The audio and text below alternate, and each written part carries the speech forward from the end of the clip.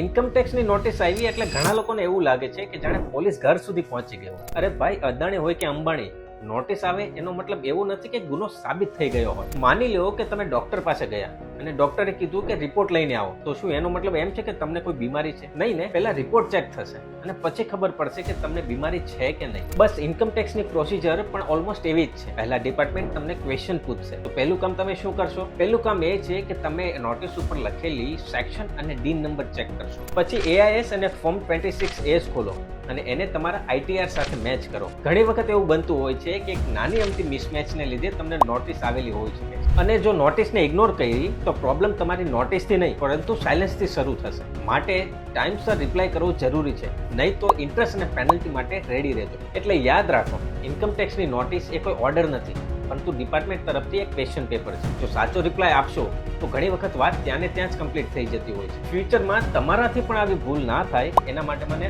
Follow જરૂર કરજો.